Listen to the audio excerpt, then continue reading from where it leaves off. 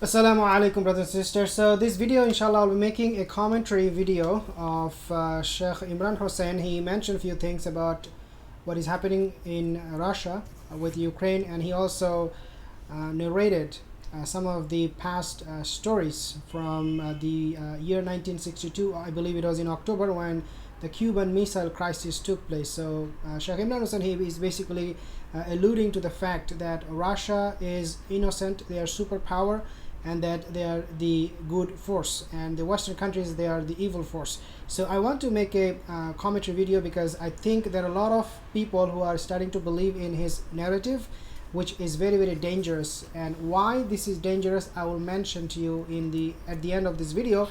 But you have to understand this. If you follow this shuyukh, by all means follow them, but know that there are some facts that you cannot deny. There are some common sense that you cannot ignore. So let's take a look at this video. I want you to listen to what he said, and then inshallah I'll be making those very, very important, relevant points. Now what is happening is that there is an incremental effort beginning with the regime change in Ukraine in 2014 to bring Ukraine into NATO. If Ukraine ever becomes a NATO member state, then Russia will have NATO on its very border. If NATO's missiles, nuclear missiles, can hit Moscow in a matter of minutes. And I totally agree with what he is saying here. He has a very valid point, and this is why it is so dangerous.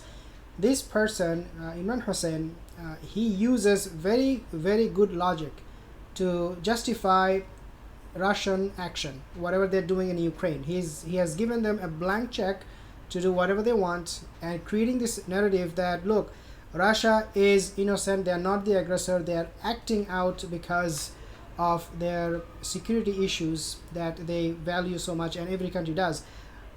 So why this is so dangerous, why his narrative is so dangerous, again I will mention to you in a second, but I just want to pinpoint one thing, that yes, Russia has the right to defend itself, and Russia has the right to neutralize Ukraine, not to take them on their side. Because if you are going to invade a country, then obviously you're going to pull him towards you. You will establish a pro-Russian government, and this is exactly what Putin wants. Instead of letting Ukraine decide for what it wants, with the condition that they can never join NATO, and this promise should come from Ukraine, and Russia should put enough pressure on Ukraine to make them say and admit that they will never become part of EU. Okay, EU may be okay, that's not I believe a military alliance, but they will never be part of a NATO, which is a military alliance. So if Russia can do that without invading, without killing people, then I would say yes, Russia did the right thing, and this is exactly what they should do. Instead of going and killing people, what they're doing right now in Ukraine, it is not acceptable, because Ukraine, they did not do anything wrong. All they wanted was good life. They wanted to be pro-Western, and I will come to the next point, which is very, very interesting, but let me finish with this. So Ukraine wanted a good life, Ukraine wanted prosperity, and who doesn't want? Everybody wants it, right? Okay, so the next point is, I blame US, the Western countries, more than Russia for this invasion. Even though, again, I blame Western countries and US more than Russia. You heard it. Why? Because remember, Ukraine is a country that doesn't have super military power. They are with Russia, who is their big brother. They are located, they are being sandwiched between NATO and Russia, two superpowers. Now, the reason I blame US and the Western countries more is because these countries, from 1997, when Gorbachev, he made an announcement and he said that we do not want NATO to expand its territory and come close to our borders. That plea was ignored. And then Russia, Putin, since 2000, he continuously objected and complained that NATO is coming too close for any comfort for the Russians. So they need to keep away. They need to back up. They cannot come to Ukraine.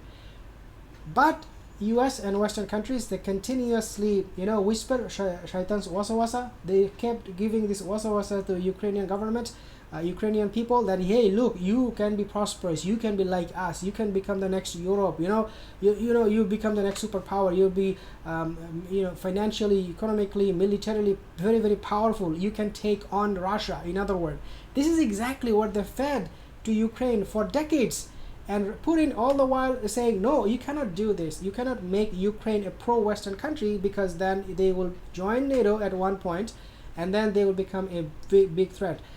So I blame US and Western countries for those wasa given to Ukraine. And now we see their sisters, when the war broke out, all of them left.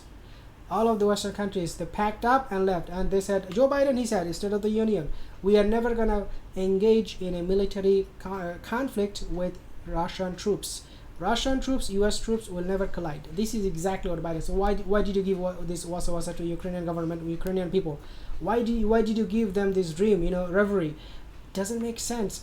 But now the fight is breaking out, and what they're doing, instead of telling Ukraine that you guys need to be neutral, otherwise you are at a point of complete annihilation by Russian nuclear force. What they're doing instead, they're giving them weapon, Stinger missile, this and that. Why you're giving weapon to Ukrainian military? It's game over. You want more bloodshed? Like, come on. These people are so, like, subhanallah, what they're doing is not right.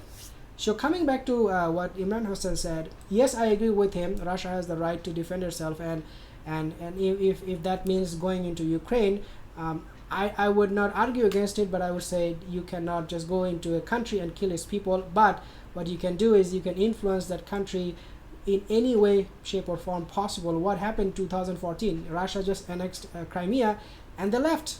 Russia said, well, we have Crimea, hooray, we declare victory. Why did you not change the government in Kiev in 2014? Only to now come back and create more bloodshed? Doesn't make sense. So I agree with Imran Hosein, but I disagree with Russian action. But their position, their logic, their philosophy, the Russians have, it is correct. It is nothing is wrong with that. But let me tell you the next point. But before I tell you why Sheikh Imran Hosein's narrative is very, very dangerous, let me play the video a little bit more. This is not a security option that Russia is prepared to accept at all. And so Russia has put its foot down. This is our red line. Whether you accept our red line or you don't accept our red line, that's your choice. Okay. This is our red line. Okay, let me explain why it is so dangerous. His narrative is so dangerous. Not just dangerous, but very, very dangerous. It is because Russia is not fighting a geopolitical war only. It is fighting a religious war. Putin is in Syria. Do you know why? Why is Putin in Syria? Because he wants to establish Christianity. He wants to make sure that no Christians are being harmed at the hand of, this Daesh group, ISIS. He wants to make sure Christians are there and become a force, a dominant force. And he wanted to protect his people, the Christian, Orthodox Christian in Syria, from the hand of these Muslims. Okay, obviously we don't support them, we don't agree with them, but at the end of the day, Russia's Putin has the same mindset as these people of ISIS. You can write it down. So when Imran Hosein comes up with his own narrative saying that, yeah, Putin is a good guy, he has the right to defend, well, that is just what you see on the surface level. This is just the tip of the iceberg. Deep down, Russia's Putin, he wants to establish Christianity, his empire, Christian empire under Russian dominance all over the world. And he right now he wants to divide the world into two. One is European power, Western power, superpower empire, and on the other side his empire, Russian empire on the eastern side. And then slowly but surely, this is not the end of the story. Slowly but surely, Russia, as Linda Thomas Greenfield, she said, U.S. ambassador to the UN, she said Putin ultimately wants to conquer parts of Turkey. Parts of Turkey, they are already in Syria. For them to go to Turkey, not a big deal. So dear brothers and sisters, don't be naive believing what Putin is doing and believing in this kind of narrative of Imran Hosein not knowing what you are really doing here. Okay, study Putin's religion, study where he is coming from, study what he wants, where he wants to go. You will be terrified. We should all be worried about his mindset, that there is somehow going to be a clash between Christian and the rest of the world, namely the Muslims.